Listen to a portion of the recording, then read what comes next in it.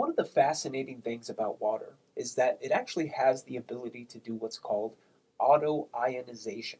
So here is the equation for the autoionization of water. And basically what this means is that water contained in a glass has actually components of hydronium ions, H3O+, and hydroxide ions at any given time. This is called the autoionization of water.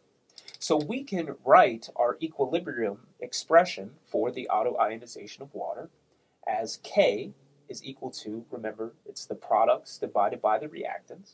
So we have the concentration of H3O+, both of which are aqueous, times the concentration of OH-.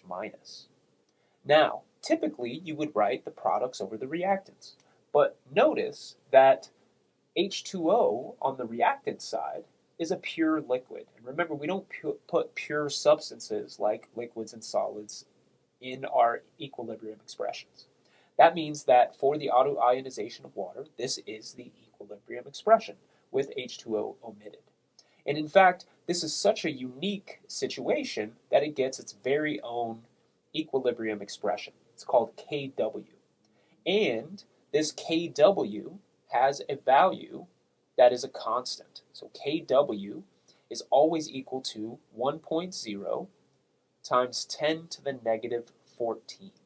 So that is the value of Kw, and it is equal to the concentration of H3O+ times the concentration of OH-. And we can use that information in this equilibrium expression for Kw to solve our problem. You were told that you had a solution that had a concentration of OH- that was equal to 5.5 times 10 to the negative 5 molar. Now, remember, as we just said, that H3O+, the concentration, it times the concentration of OH- is equal to Kw. Now, I should be able to divide both sides by the concentration of OH- to isolate H3O+ on one side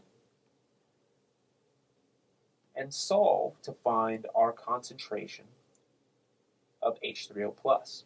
And I can plug in this constant for Kw, which is 1 times 10 to the negative 14, divided by our concentration of OH-, which was 5.5 times 10 to the negative 5.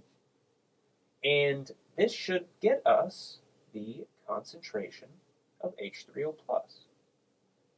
Now, if you plug these values into your calculator, you'll get an answer of 1.8 times 10 to the negative 10 molar as our concentration of H3O+.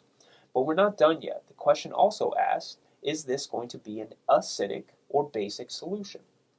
Notice, though, that when comparing our concentration of H3O+ to the concentration of OH-, the concentration of OH- is actually significantly higher. This value, that's times 10 to the negative 5, is much greater, in fact, by 5 orders of magnitude, than the concentration that has a value of times 10 to the negative 10.